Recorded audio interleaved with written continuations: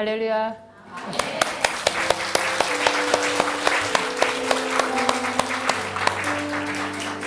오늘도 기도학교 오신 여러분을 진심으로 환영합니다. 제가 시작하기 전에 말해야 될 것 같아요. 다음 주 이 시간에는 기도학교가 없어요. 기도학교도 하고 저녁에 또 여리고 기도회도 할까요? 다음 주 한 주간은 주일 저녁부터 여리고 기도회가 있어서 오후에 이 시간에 좀 호흡을 가다듬으시고 체력을 비축해 놨다가 그날 저녁부터 이제 뜨겁게 기도를 해야 돼요. 여리고 기도회가 또 굉장히 기대가 돼요. 여리고 기도회는 7일 동안 하는 집중 기도거든요. 우리 교회 창립하고 지금까지 한 번도 한 적이 없었어요. 처음이에요.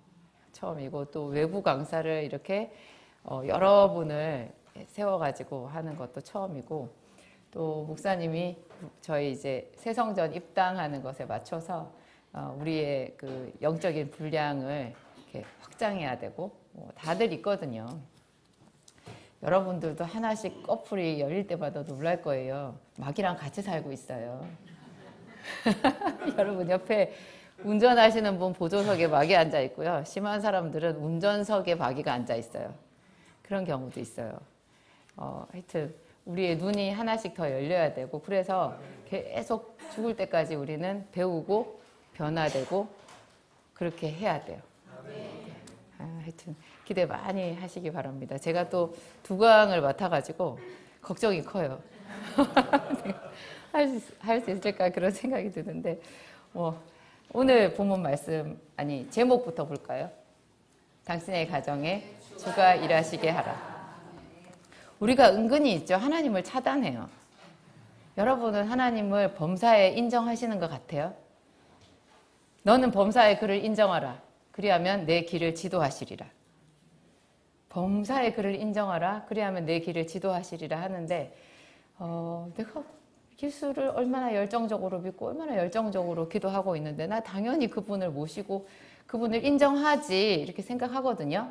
그런데 그렇지 않아요. 우리가 우리 고집대로 내가 이미 알고 있는 대로 그냥 살아요. 그게 이제 하나씩 그게 어떤 깨달음이 올 때 너무너무 놀라거든요. 와, 내가 수십 년 동안 이렇게 살았구나. 그동안 와, 이거 똑같은 패턴으로 계속 내가 수없이 많은 잘못된 선택을 하면서 살았구나. 그게 알아질 때 통곡하게 돼요. 그래서 하여튼 범사에 하나님을 인정하는 그게 우리가 받아야 되는 훈련 중에 하나거든요. 근데 다른 것도 아니고 우리 가정에, 내 가정에 주를 모셔오고 주가 일하시게 하라. 일하시게 하라. 하나님께서 세운 두 개의 공동체가 있어요. 하나님께서 세운 공동체. 세상에 공동체는 많아요. 저는 대한약사회 소속이에요. 낚시 동호회 이런 데 계신 분 있죠? 그죠? 등산 동호회 이런 것도 있고요. 얼마 전에 저기 햇쟁 놀이터에 갔더니 그 동네 몇 사람들이 남녀노소 연령대도 다양하게 모여가지고 이 줄넘기 이거 하시더라고요. 무슨 대회 있나 봐. 어떤 모임이 있어가지고. 그런 모임들도 친목 모임 상당히 좋잖아요. 그런데 그런 거는 사람들이 만든 거예요. 세상에 하나님께서 만드신 하나님의 뜻대로 만드신 두 개의 공동체가 있는데 그게 가정과 교회예요. 구약의 가정은 그 자체가 교회였어요. 교회는 언제부터 있었어요? 신약시대 예루살렘 교회부터 시작했죠. 그런데 스데반 집사가 그 순교당할 당시에 그 자기를 죽이려고 하는 그 사람들, 유대인들 앞에서 한 설교를 보면은 광야교회라는 말이 나와요. 광야교회. 무슨 말이에요? 이스라엘 백성들이 출애굽해가지고 광야에서 40년 동안 떠돌아다녔잖아요. 하나님이 구름기둥, 불기둥 해서 따라다녔는데 그게 광야에 있었던 교회라는 거예요. 구약의 이스라엘은 교회예요. 그래서 옛날에 이스라엘 백성들이 우상을 갖다 버리고 우상의 제단을 파하고 이렇게 했던 거 있잖아요. 그거를 대한민국에 이렇게 대입하시는 분들이 있어요. 이스라엘 대한민국. 이렇게 해서 대한민국에 절에 가가지고 불상을 부수고 하시는 분들이 있는데 여러분 큰일 나요. 대한민국은 세상이에요. 구약에서 말하는 이스라엘은 교회예요. 교회 안에, 내 안에, 우리 가정 안에 그런 게 있을 때 그것이 우리가 갖다 버려야 되고 새롭게 해야 되고 그런 거죠. 그 남의 재산이에요. 거기 가가지고 하면 하나님께 영광이 되는 게 아니라 큰일 나는 거예요. 범죄예요. 그리고 뭐 제가 이런 얘기 해도 되나 모르겠는데 그냥 저는 제 이야기니까 들어보세요. 광화문 가가지고 막 교회 이름으로 이렇게 하지 마세요. 하나님은 내 나라는 이 세상에 속하지 않았다 그랬어요. 나의 나라는 이 세상에 속하지 아니하였다. 빌라도에게 하신 말씀이죠. 네가 유대인의 왕이냐? 유대인의 왕은 맞아요. 유대인의 왕이라고 죄패가 쓰여 있었잖아요. 근데 네 나라 사람들이 너를 나한테 넘기지 않았냐? 네가 말을 좀 해봐라 그랬더니 그때 예수님께서 하신 말씀이 내 나라는 이 세상에 속하지 아니하였다 그렇게 얘기했어요. 우리의 싸우는 싸움은 혈과 육에 대한 싸움이 아니라 영에 속한 싸움이에요.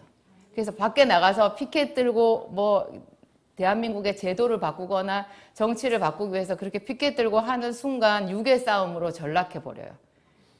다니엘도 자기가 억울하게 자기의 정적들이 다니엘을 죽이기 위해서 계략을 꾸며가지고 왕의 조서를 이렇게 발표하게 했잖아요. 그러면 다니엘은 총리니까 당연히 왕에게 가서 항명을 해야 맞아요. 왕에게 가서 항명을 해야죠. 그런데 다니엘은 기도했어요. 우리가 그런 거 잘 생각해요. 교회와 가정은요, 하나님께서 세우신 공동체고 이 교회와 가정을 잘 세우는 것이 우리의 사명이에요. 그래서 자식을 버린 여자가 하나님께 벌을 받더라고요. 웬만하면 하나님은 이혼하는 것도 싫어하시고 정말 하나님께 내 인생의 이런 어려운 문제를 끌어와야 돼요. 사람들은 다 그럴 수밖에 없는 이유는 있어요. 그거는 사람들 사이에는 통해요. 그런데 이 영의 세계에서는요, 그럴 수밖에 없게 만든 것이 마귀고 거기에 휩쓸려 가버리면 마귀에게 지는 거예요. 그래서 가정을 세우는 것, 교회를 세우는 것, 혈과 육에 대한 싸움이 아니라 영적인 싸움이고 하나님께서 주시는 말씀으로 하나님의 능력으로 요 가정과 교회를 세워야 되는 거예요. 그래서 우리 인생이 세워지는 거고요. 가정을, 교회를 세우는 자에게는 상급이 있어요. 가정을 정말 제대로 세우는 것, 하나님께 기도해야 가능한 것이잖아요. 하나님께서 세우신 두 개의 공동체이기 때문에 항상 마귀의 제1표적이에요. 가정을 깨는 것, 정말 마귀의 1순위예요. 교회를 깨는 것, 1순위겠죠. 그러면 교회와 가정을 같이 세우는 목사님 가정은 어떻게 돼 있어요? 거기서 사모인 제가 있잖아요. 마귀의 1표적이에요. 그래서 하여튼 항상 제가 제일 연약해가지고 제가 목사님을 많이 도와드리기도 하지만 또 목사님을 제일 힘들게 할 때도 있어요. 여자들이 그래요. 여자들이 남편을 세우거든요. 여자들이 남편을 세워요. 그런데 여자들이 남편을 망하게도 해요. 그래서 어리석은 여자는 자기 손으로 자기 집을 허문다고 그래요. 어리석은 여자는. 어리석은 여자는 그 남편으로 뼈가 썩은 것 같게 한대요. 와, 소름 돋았어요. 자기 남편이 뼈가 썩는 것 같이 그렇게 고통스럽게 만드는 것이 여자들이에요. 그래서 정말 여자들은 깨어 있어야 되고 그 여자는 자기가 그런 악을 저지른다고 생각하고 하겠어요? 그렇지 않거든요. 그 여자도 어쩔 수 없는 거예요. 그 정당방위라고 생각할 수 있어요. 자기 마음에 어떤 뭔가가 있는 거예요. 그렇지만 그것은 마귀에게 속는 것이라고 할 수 있죠. 아직 우리가 본문 말씀을 안 봤죠. 창세기 말씀. 하마터면 넘어갈 뻔했습니다. 네. 본문 말씀 창세기 21장 8절부터 읽겠습니다. 아이가 자라매 젖을 때고 이삭이 젖을 때는 날에 아브라함이 큰 잔치를 베풀었더라. 사라가 본즉 아브라함의 아들 애굽 여인 하갈의 아들이 이삭을 놀리는지라. 그가 아브라함에게 이르되 이 여종과 그 아들을 내쫓으라. 이 종의 아들은 내 아들 이삭과 함께 기업을 얻지 못하리라 하므로 아브라함이 그의 아들로 말미암아 그 일이 매우 근심이 되었더니 하나님이 아브라함에게 이르시되 내 아이나 내 여종으로 말미암아 근심하지 말고 사라가 내게 이른 말을 다 들으라. 이삭에게서 나는 자라야 넷이라 부를 것임이니라. 그러나 여종의 아들도 넷이니 내가 그로 한 민족을 이루게 하리라 하신지라. 아브라함이 아침에 일찍 일어나 떡과 물 한 가죽 부대를 가져다가 하갈의 어깨에 메워주고 그 아이를 데리고 가게 하니 하갈이 나가서 브엘세바 광야에서 방황하더니 물이 떨어진지라 그 자식을 관목 덤불 아래에 두고 이르되 아이가 죽는 것을 참아보지 못하겠다 하고 화살한 바탕 거리 떨어져 마주 앉아 바라보며 소리내어 우니 하나님이 그 어린아이의 소리를 들으셨으므로 하나님의 사자가 하갈아 무슨 일이냐 두려워하지 말라 하나님이 저기 있는 아이의 소리를 들으셨나니 그러나 아이를 일으켜 내 손으로 붙들라 그가 큰 민족을 이루게 하리라 하시니라. 하나님이 하갈의 눈을 밝히셨으므로 샘물을 보고 가서 가죽 부대에 물을 채워다가 그 아이에게 마시게 하였더라. 아멘. 그가 장성하여 광야에서 거주하며 활 쏘는 자가 되었더니 그가 바란 광야에 거주할 때 그의 어머니가 그를 위하여 애굽 땅에서 아내를 얻어 주었더라. 아멘. 21절까지인데 착각했어요. 아브라함의 가정의 이야기가 성경에 나와 있어요. 한 사람의 가정의 이야기가 성경에 나와 있는 것은 굉장히 우리가 생각해 봐야 되는 일이에요. 가정의 이야기를 여기 왜 넣어 놓았을까요? 우리는 개인정보를 중요하게 생각해요. 다른 사람의 이야기 인터넷에 이런데 뭐 유튜브에 이런데 함부로 올렸다가는 명예훼손죄? 뭐 그런 거 걸려요. 개인정보법에 걸려요. 하나님은 그렇지만 아브라함의 이런 이야기들을 상세하게 성경에 기록하고 있어요. 그 뜻은 하나님이 가정에 관심이 많다는 거예요. 너의 가정에 여러 가지 어려운 일이 있는 것에 내가 관심이 많다. 그것은 너의 일이지만 또한 나의 일이다. 하나님이 우리에게 두 가지 계명을 주셨어요. 율법의 계명 중에 가장 큰 계명. 이 복음의 시대에 신약 시대에도 가장 중요한 두 개의 계명이 첫째가 하나님을 사랑하라. 둘째가 내 이웃을 내 몸과 같이 사랑하라. 하나님은 마음을 다하고 목숨을 다하고 뜻을 다하여 주 너의 하나님을 사랑하고 이웃은 내 몸과 같이 사랑하라예요. 하나님이 인간관계를 만드셨어요. 하나님이 그냥 어떤 한 사람을 많이 사랑해 주시면 되죠. 사랑해 주시면 되는데 하나님은 그에게 사람들을 붙여줘요. 생애 최초로 자기에게 붙는 사람이 누구예요? 엄마예요. 그 다음에 옆에 붙는 사람이 아빠예요. 그 다음에 또 옆에 붙는 사람이 형제예요. 그 가정이라는 것이요, 인간관계의 종합체인 거예요. 그 안에서 사랑을 배우는 거예요. 그래서 부모의 사랑을 받아야 돼요. 부모는 자식을 사랑해야 돼요. 하나님을 사랑한다고 하면서 자기 처자식을 사랑하지 않는 사람은 이상한 사람인 거예요. 우리는 하나님 사랑도 받아야 하지만 사람의 사랑을 받아야 돼요. 그래서 경건에 대해서 잘못 이해를 하신 분들이 나는 사람의 말 듣지 않아 이렇게 얘기하시는 분들이 있는데 큰일 날 소리예요. 하나님이 우리를 사람들 속에 두셨어요. 그래서 사람들 속에서 함께 서로 얽혀서 그 속에서 그 관계 속에서 살아가게 하셨고 사랑도 받고 사랑을 주고 희생도 하고 또 다른 사람의 희생을 내가 받아서 혜택을 누리기도 하고 그렇게 하면서 그것으로 예배드리게 했어요. 하나님은 형제를 만드셨어요. 부모라는 아버지라는 이름은요 혼자서 성립하지 않는 단어예요. 자기 혼자 아버지가 될 수 있어요? 자식이 있어야 아버지죠. 그럼 엄마도 마찬가지예요. 그럼 자식도 마찬가지예요. 자식도 자기 혼자 자식이 될 수 있어요? 낳아준 부모가 있는 거죠. 우리가 쓰는 그 인간관계의 어떤 호칭을 보면요. 이런 관계가 없으면 성립하지 않는 용어가 굉장히 많아요. 근데 이런 이 관계를 누가 만드셨다고요? 하나님이 만드셨어요. 그런데 이 관계 속에서 우리가 범죄하니까 갈등이 생겼죠. 맨 처음에 아담에게 하와를 보내주셨는데 하와가 마귀의 게임에 속아가지고 자기도 선악과를 먹고 남편에게도 먹게 했어요.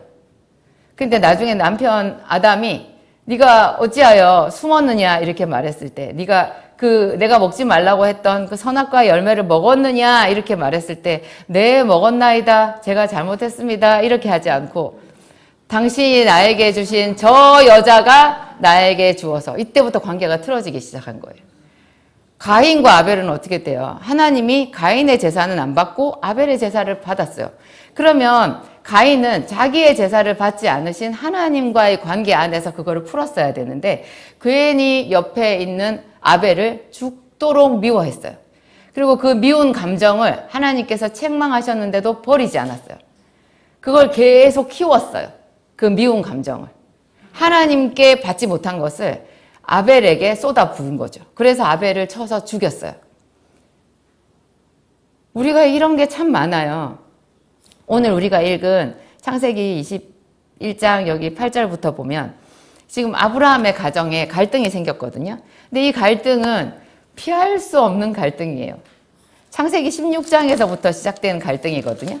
창세기 16장 보면 16장 1절부터 조금만 같이 볼까요? 함께 읽겠습니다. 아브라함의 아내 사레는 출산하지 못하였고 그에게 한 여종이 있으니 애굽 사람이요 이름은 하갈이라.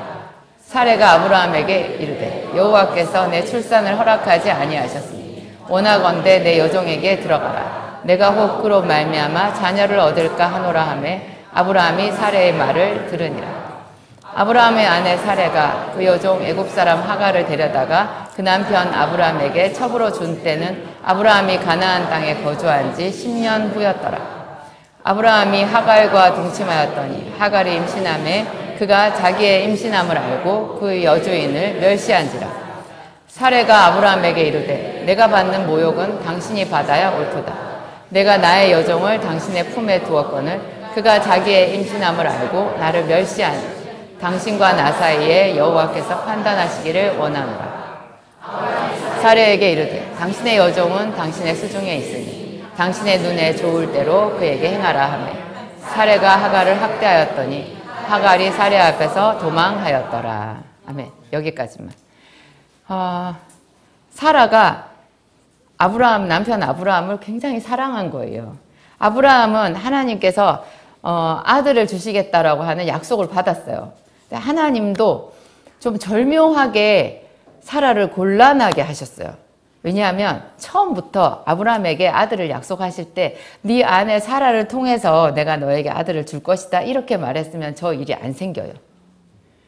사라는 쏙 빼놓고 아브라함에게 아들을 준다 그런 거예요. 근데 아무리 기다려도 10년이 지나도 아들이 생기지 않는 거예요. 그러니까 사라가 굉장히 괴로웠어요. 그래서 오늘 우리 16장 1절에 보면 아브라함의 아내 사레는 출산하지 못하였고 그에게 여종 하갈이 있었다. 2절에 보면 사라가 아브라함에게 이르되 여호와께서 내 출산을 허락하지 아니하셨으니 자기 탓이라는 거예요. 아브라함은 약속을 받았는데 자기가 자기같이 복이 없는 사람이 아브라함의 아내가 되어서 그래서 아브라함이 자식이 없다라고 스스로 생각한 거죠. 그래서 사라가 자기를 희생하기로 결심했어요. 자기를 희생하기로. 그래가지고 자기의 여종을 아브라함에게 첩으로 줬어요. 많은 목사님들이 이 부분에 있어서 사라를 믿음이 없다라고 질타하시더라고요. 근데 저는 당신이 여자를 몰라서 그렇습니다. 이렇게 말하고 싶은 거예요. 사라가 피눈물이 나는 거죠. 어떤 여자가 자기 종을 남편에게 아내로 줄 생각을 하겠어요. 이것은 사라의 피눈물이에요. 너무너무 비록 이 여자가 한나처럼 정말로 하나님 앞에 기도를 하지 않았다 뭐 그런 것은 우리가 책망할 수 있지만 이 여자의 눈물에 대해서 그렇게 함부로 말하면 안 돼요. 근데 이제 아브라함이 또 이렇게 사라의 말을 잘 들었어요. 자기도 생각해 보니까 그게 쉬운 것 같아. 우리가 하나님께 뭐를 받는다라고 생각하는 것보다 인간적인 방법으로 뭘 하는 게 할 수만 있다면 그걸 먼저 선택할 거예요, 다들. 그러지 않으세요? 이게 쉬워요. 그러면 냉큼 이거부터 해놓고 그건 나중에 이제 하나님은 뭐 나중에 생각해요. 그래서 우리가 범사에 그를 인정하지 않는다라는 거예요. 내가 할 수 있는 일이 있으면 하나님께서 하실 일을까지 기다리지 않아요. 우리는 그냥 냉큼 해버려요. 하나님께 질문하지 않아요. 굉장히 자연스럽죠. 그래가지고 이제 하갈이 임신을 하게 되었는데, 하갈이 임신을 하자마자 자기가 본래 하층민일수록 좀 지각이, 생각이 고상하지 못한 사람일수록 쉽게 마음이 높아져요. 쉽게 확 엎드러져서 그냥 자존심 다 뭉개져가지고 비참하고 막 그런 생각이 들기도 하지만, 또 쉽게 하늘을 뚫고 올라가는 것도 이런 사람들의 특징이거든요. 자기가 이제 임신을 한 것 뿐이에요. 그랬는데 이 하갈은 자기의 여주인을 무시했어요. 근데 제가 이 16장에도 그렇고 우리가 오늘 본문으로 읽은 21장도 그렇고 아브라함의 그 멋있는 어떤 것을 여러분들한테 말하고 싶어요. 보통의 남자들에게 없는, 아브라함에게만 있는 굉장히 그 수준 높은 어떤 성품이 있는데요. 자기 아내를 인정해 주는 거예요. 그리고 자기 아내에게 희생을 강요하지 않는 거예요. 그리고 이 사람은 이게 자기 영역인지 아내의 영역인지 이런 거 구분을 잘해요. 그리고 가만히 보면 사라도 그거를 굉장히 잘해요. 사라도 하갈이 자기를 무시했을 때 그냥 자기의 여종이니까 자기가 그냥 막 하갈을 학대할 수 있거든요. 얼마든지 그렇게 할 수 있죠. 주먹이 빠르잖아요. 확 그냥 이렇게 해버릴 수 있어요. 그랬는데 자세히 보면 사라가 자기 남편 아브라함한테 가서 말해요. 왜 말을 했을까요? 하갈이 남편의 아이를 가졌거든요. 그러니까 자기의 여종이지만 남편에게는 자식을 가진 아내가 되는 거예요. 이게 걸쳐져 있어요. 이 권위가 걸쳐져 있어서 함부로 자기가 하갈을 학대할 수가 없는 거예요. 하갈을 벌을 줄 수가 없는 거예요. 그렇지만 또 사라도 분명하게 자기의 할 말은 남편에게 해요. 우리 옛날 사극하고 달라요. 그냥 막 참고 구겨져 있지 않아요. 그러면은 또 그렇게 사라가 남편에게 가서 내가 받는 욕은 당신이 받아야 옳도다. 이게 그 당시 사라가 할 수 있는 최고조의 항변이었어요. 내가 받는 이 욕은 당신이 받아야 옳도다. 내가 내 종을 당신에게 주지 않았냐. 나는 최고로 희생을 한 거다. 근데 저 여종이 나를 무시하니 내가 받는 욕은 당신이 받아야 옳도다. 이렇게 말하면 보통의 대한민국의 남자들은 뭐라고 말하느냐. 줄 때는 언제고 당신이 참아. 그래가지고 당신이 되겠어? 이렇게 말을 하는 거죠. 다 그렇게 말해요. 제가 아는 어떤 사람도 아이가 하나가 있는데요. 그 아이에 대해서 그 아이가 뭘 잘못했거나 뭐가 공부를 못했거나 뭐가 또 어디 나가서 별나게 행동했거나 그러면 남편이 항상 아내를 욕하는 거예요. 당신이 왜 애를 저 모양으로 키워? 이렇게 말하는 거죠. 그럼 애가 뭘 잘하면 남편이 뭐라 그랬어요? 다 날 닮아서. 이렇게 말을 하겠죠. 우리는 서로를 굉장히 존중해줘야 돼요. 자식에 대해서는 부부가 같이 짐을 지는 거예요. 함부로 애가 뭘 잘못한 거를 아내 탓으로 남편 탓으로 하면 안 돼요. 지혜비 닮아서 저렇다고. 이렇게 말하면 안 되는 거잖아요. 여기 사라와 아브라함을 보면은 그 두 사람이 서로를 존중하고 거기에 하나님을 끌어오는 것이 굉장히 절묘하게 이 속에 녹아 있어요. 내가 받는 욕은 당신이 받아야 옳도다. 그랬더니 아브라함이 뭐라 그래요? 당신의 종이 아니냐. 당신의 수중에 있으니까 당신이 알아서 해라.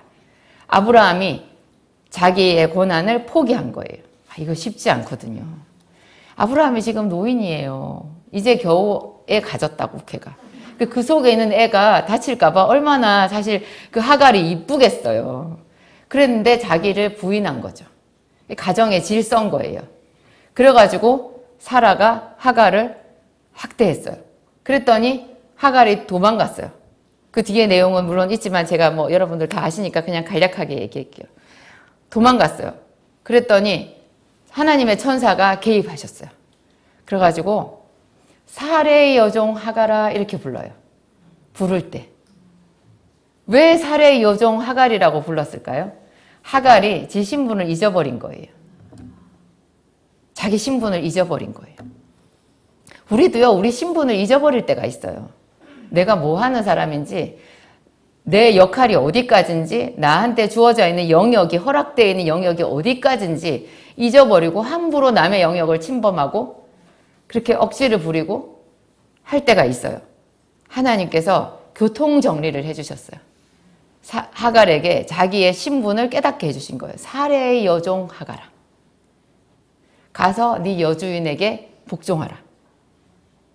그러면 하갈도 너무 슬프잖아요. 나를 학대하는데 거기 가가지고 코 껴가지고 가서 너는 무조건 복종해, 이렇게 하는 것 같은데 하나님이 하갈에게 굉장히 좋게 말씀해 주세요. 그 태중의 아이의 이름도 지어주시고요. 이스마일이라고 이름을 지어주는데 그 이스마일이라는 뜻이 뭐냐? 들으심. 하나님이 너의 고통을 들었다. 하갈이 고통스럽다고 하는 것을 하나님이 인정해 주신 거예요. 누가 내 고통을 인정해 줄 때, 그것도 하나님이 내 고통을 인정해 줄 때 그가 받은 위로는 얼마나 컸겠어요.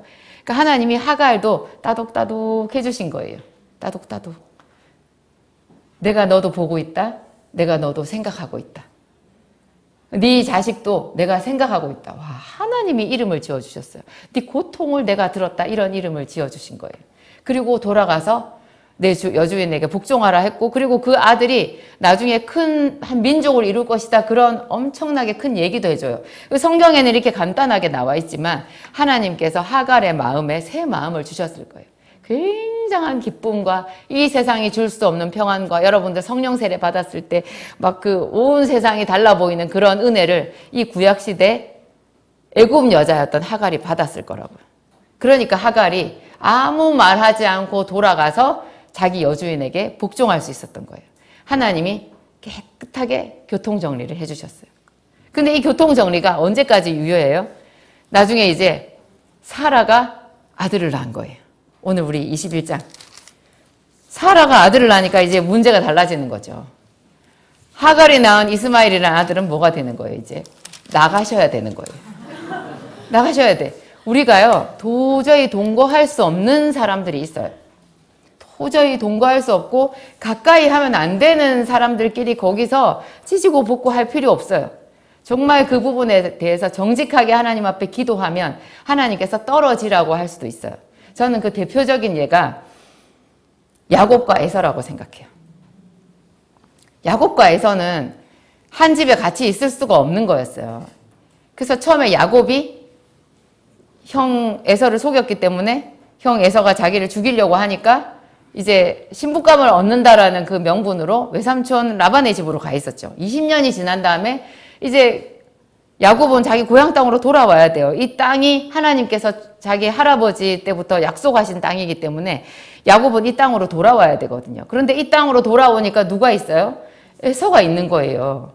에서는 자기가 아버지의 적장자기 때문에, 아버지의 장자기 때문에 그 땅이 다 자기 땅이라고 생각하는 거죠. 거기에 야곱이 온다라는 것은 심각한 도전장이었어요. 그래서 에서가 400명의 군사를 이끌고 자기 동생을 죽이기 위해서 이렇게 위협한다고 생각해도 되고 사실상 거의 죽일 마음이었다고 보면 돼요. 그런 마음으로 왔잖아요. 그때 야곱이 여러 가지 인간적인 전략을 쓰죠. 전략도 필요해요. 자기 떼를, 짐승의 떼를 몇 대로 나누고 또 엄청나게 아주 후한 그런 선물을 만들어가지고 자기 형에게로 먼저 보내고, 그리고 자기는 야복강가에서 이제 기도했잖아요. 기도하고 하나님께 복을 달라고 했어요. 정말 하나님께 복을 달라고. 이 복을 달라고 한 게 이 형제 간의 관계에 하나님이 와달라고 한 거예요. 왜냐하면 이 형제 간의 관계 왜 틀어졌어요? 하나님께 받는 그 축복, 아버지에게 물려받은 장자권 때문에 생긴 갈등이거든요. 근데 이 갈등은 물러설 수가 없는 거예요. 야곱은 장자권을 포기할 수가 없어요. 근데 에서도 절대로 포기하지 않으니까 이것은 어쩔 수 없잖아요. 피할 수 없는 갈등이에요. 근데 그 부분에 대해서 그러면 어떻게 하겠어요? 우리가 피할 수 없는 문제에 있어서 우리는 항상 끝까지 싸우거든요. 죽을 때까지 싸워요. 서로 욕해요. 근데 그 중에 한 사람만 기도해도 돼요. 한 사람만 하나님의 이름을 불러도 하나님께서 오셔서 정말 아름답게 조화롭게 그 인간관계를 가장 아름다운 모양으로 해주시는 거예요. 그래서 야곱에게 이스라엘이라고 축복해 주셨고, 그래서 어떻게 돼요? 그러니까 사람이 하나님께 복을 얻으면요, 그의 원수라도 그로 더불어 화목하느니라. 그런 구절이 있거든요. 에서가 오다가 야곱을 보고, 야곱이 또 환도뼈도 부러졌어요. 하나님이 에서에게 어떤 동정표를 얻게끔 부러뜨리신 것도 있는 것 같아요. 동생이 씩씩하게 백마를 타고 왔다. 그러면 진짜 붙었겠죠.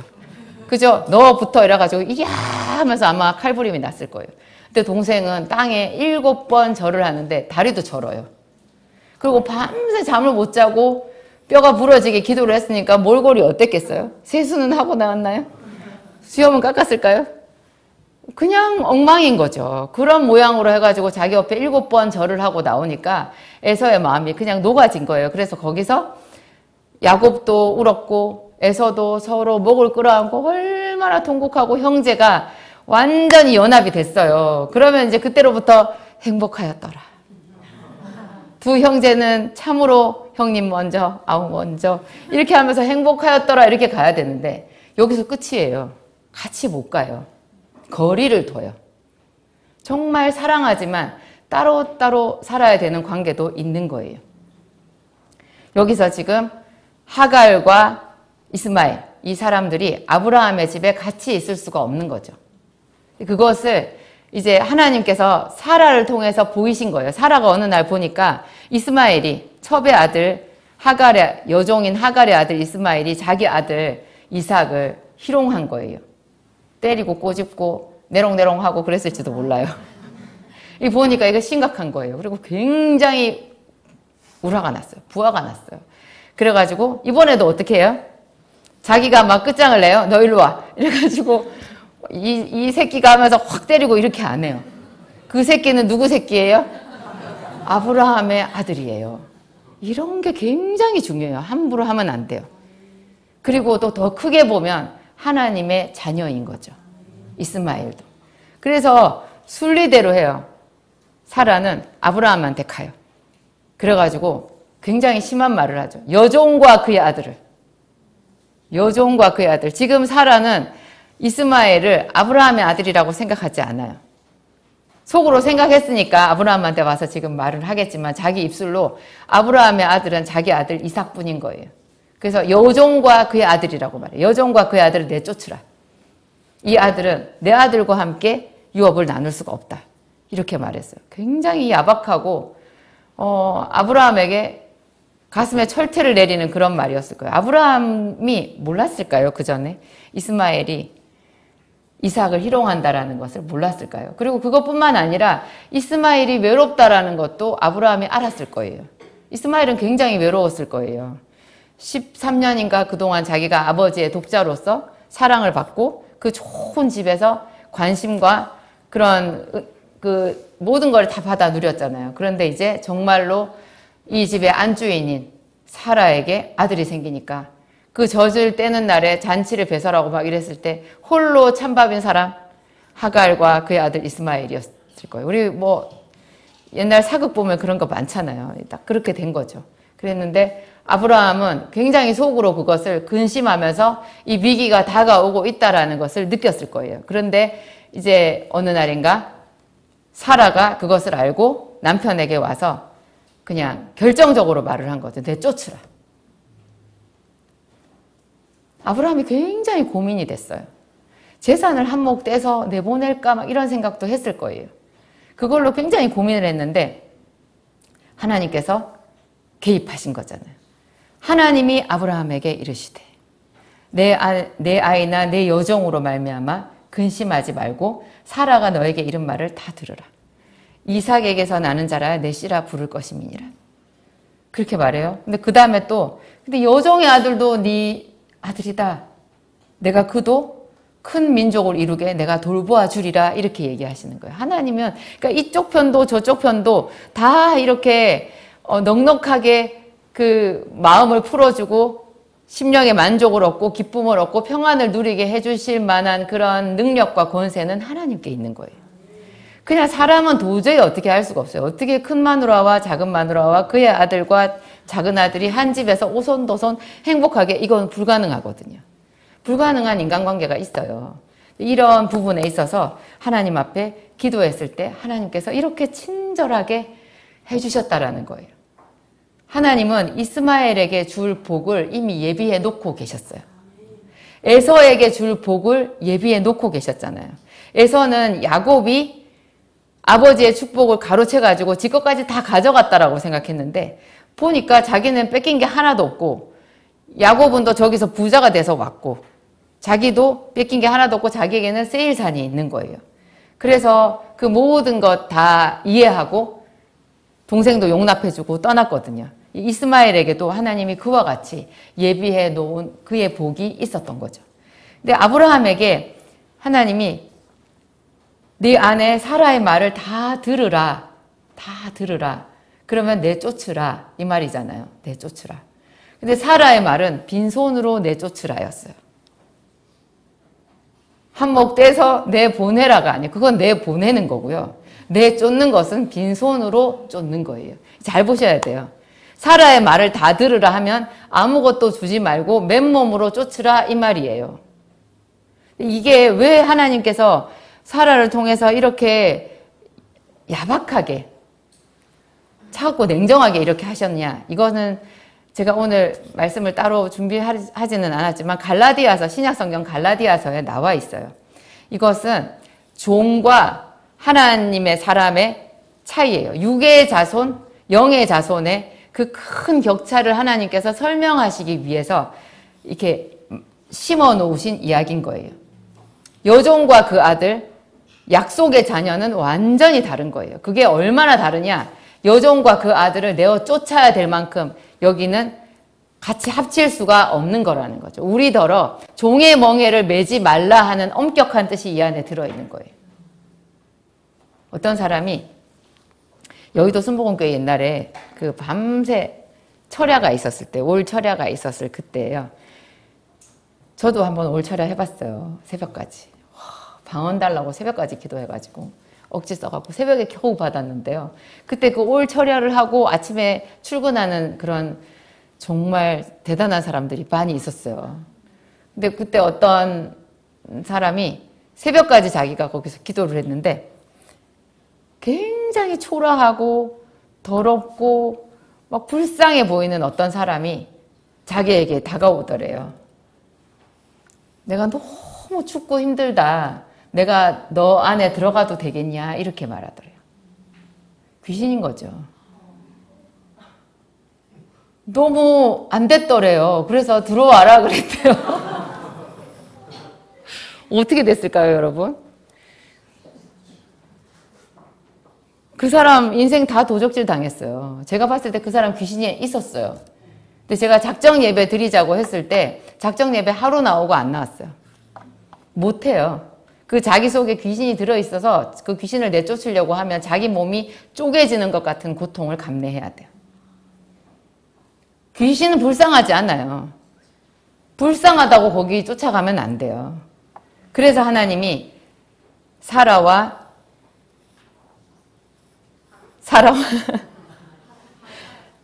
하갈을 명백하게 둘로 쫙 나눠 놓으신 것이 그렇게 종의 법, 하나님의 약속의 법 이것에 대해서 엄연한 분별이 존재한다라는 것. 그것은 불쌍히 여기고 말고 할 일이 아니라는 것. 그것은 하나님께 속한 영역이라는 것을 우리에게 엄중하게 말씀하고 계신 거예요. 그래서 아브라함이 내쫓았어요. 믿음이죠. 믿음이죠. 아브라함은 이런 믿음이 있으니까 나중에 자기 아들 이삭도 모리아산에 가서 제물로 드리려고 한 것 아니겠어요? 아브라함은 이런 면이 있어요. 정말 사람을 사랑하고 존중하고 아끼지만 하나님께서 딱 명령하신 부분에 있어서는 100% 순종하는 그런 놀라운 믿음이 있는 거예요. 특히 자기 그 피 같은 아들 13년 그 넘게 키운 아들이잖아요. 지금 이삭이 젖을 뗐으니까 이스마엘이 청소년이 됐을 거라고 15살이 넘었을 거예요 아마. 그때까지 키운 정이 있잖아요. 근데 그 아들을 어떻게 물한 가죽 부대? 그래가지고 내보냈어요. 이거는 보통 믿음이 아닌 거예요. 하나님께 올려드린 믿음인 거죠. 그렇게 보내놓고 아브라함이 다리 뻗고 잤을까요? 무심한 사람 아니에요. 아브라함이 정말 이 아들을 위해서 기도했을 거예요. 축복했을 거예요. 그게 이제 하나님과 하나님의 사람이 서로 그렇게 쿵짝이 잘 맞는 거잖아요. 하나님은 그렇게 말씀하셨고 아브라함은 거기서 순종했고 그리고 순종하고 나서 계속해서 하나님의 긍휼을 구하고 기도했을 것이고 그랬더니 이제 밖에 나가서 얼마 안 가서 이제 가죽 부대 물이 떨어지고 그래가지고 둘이서 들에서 방황하다가 죽게 생겼잖아요. 죽게 생겼는데 그때 하나님이 처음에 하갈이 도망 나왔을 때처럼 이때도 하나님의 사자가 나타나서 은혜를 줬어요.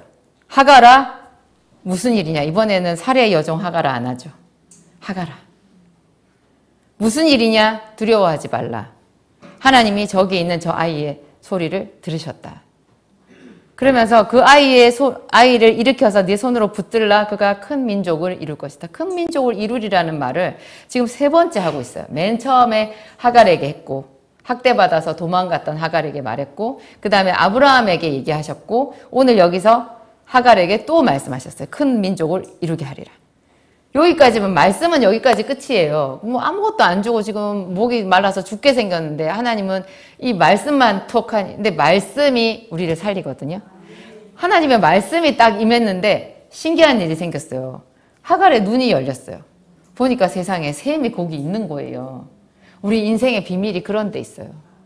우리는 그렇게 돈이 없어가지고 뭐가 없어가지고 이렇게 막 발버둥 치는데요. 하나님께 은혜를 받으면 보여요.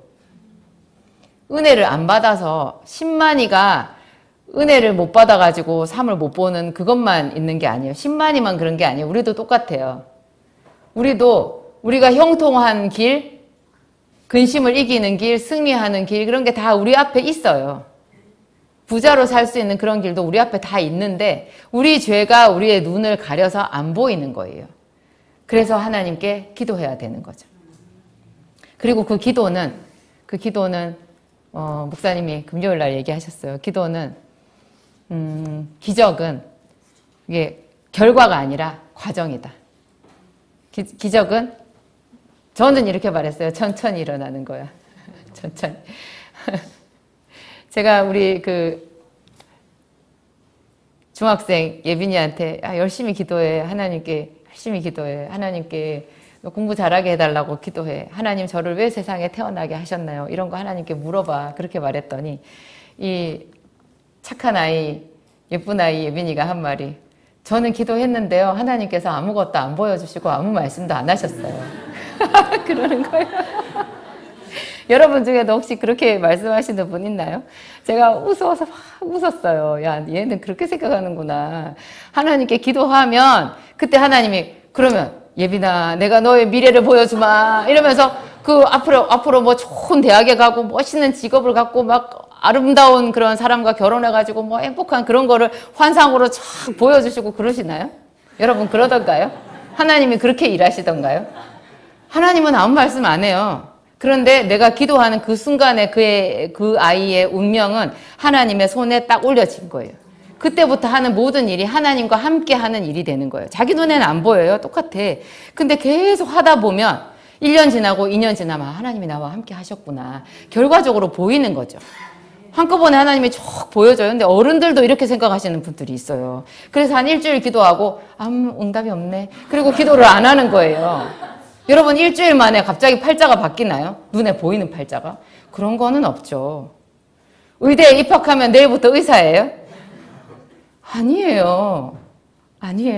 엄청나게 긴 10년 이상의 과정을 거쳐야 의사가 되는 거예요. 근데 그 과정에 또 영광이 있잖아요. 의대생으로서 받는 영광이 있어요. 우리도 열심히 기도학교 학생인데 이 기도학교 학생으로 가다 보면 하나님께서 보여주시는 그런 영광이 또 있어요. 근데 즐겁게 가는 거죠. 시간이 다 됐네. 한 가지 더 얘기하면 하나님이 형제 사이의 갈등을 한번 얘기하신 적도 있어요. 어떤 사람이 예수님께 와서 누가복음에 있는 말씀인데 예수님께 와서 예수님 내 형을 명해서 그에게 아버지의 재산을 나와 나누게 하소서 그렇게 말했어요. 그건 형제 사이의 갈등이거든요. 우리도 형제 사이에 그런 갈등이 있잖아요. 어렸을 때부터 엄마는 형만 사랑했어. 나는 사랑해주지 않았어.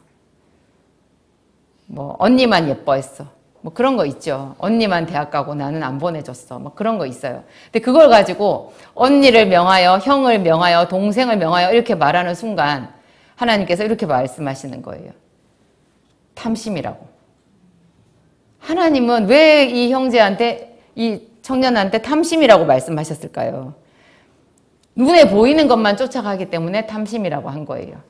보이지 않는 하나님께서 자기를 위해서 예비해 놓으신 것을 바라보지 않는 거죠. 관심이 없는 거죠. 그래서 여기서 그 있는 거 그걸 가지고 그 파일을 가지고 막 나누게 해달라고 하니까 서로 그 갈등에서 벗어날 수가 없는 거예요. 아브라함이 하나님께 기도했던 것처럼, 하나님이 아브라함에게 응답해 주셨던 것처럼 이 청년도 그런 부분에 있어서 하나님께 올려드리고 야곱이 했던 기도처럼 하나님을 바라봤어야 되는 거죠. 하나님은 이미, 예수님은 알고 계셨어요. 이 청년에게 하늘 창고에 얼마나 많이 저장되어 있는지 아시는 거예요. 근데 걔는 그거를 볼 믿음도 없고 관심도 없는 거죠. 그리고 자기 형이 가져간 그것만을 바라보니까 예수님께서 그를 크게 책망하신 거예요. 우리도 우리 가정의 이런 문제, 부부간의 문제, 이런 모든 문제에 있어서 하나님이 이것을 가지고 우리에게 보여주실 영광을 바라볼 수 있어야 돼요. 기도하시겠습니다.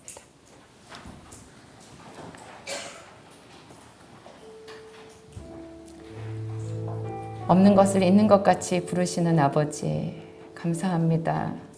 우리는 연약해서, 육신에 속해서 너무나 많은 고통 속에 낙심할 때가 많이 있습니다.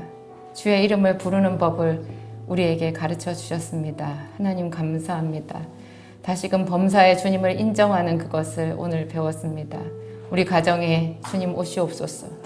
우리 부부간에 주님 오시옵소서. 미워할 수밖에 없고 사랑할 여력이 없는 우리들에게 성령님 친히 오셔서 하갈에게 말씀하신 것 같이, 아브라함에게 말씀하신 것 같이 우리 가족 구성원 한 사람 한 사람에게 말씀하시고 하나님 나라를 이루어 주시옵소서. 가정은 하나님께서 만드셨다 하셨습니다. 교회도 하나님께서 만드셨다 하셨습니다. 이 세상을 새롭게 창조하시는 하나님께서 가정을 아름답게 하시며 교회를 아름답게 하실 것을 또한 믿습니다. 성령 하나님, 우리 한 사람 한 사람에게 오시옵소서. 우리 모두가 가장 아름다운 엄마와 아빠와 형제와 자매가 되고 하나님의 종이 되게 하여 주옵소서. 오늘 성령께서 운행하셔서 우리 각자에게 주신 하나님의 사명을 확인시켜 주시옵소서. 하나님께 모든 영광을 올려드립니다. 예수님 이름으로 기도합니다. 아멘. 기도하시겠습니다.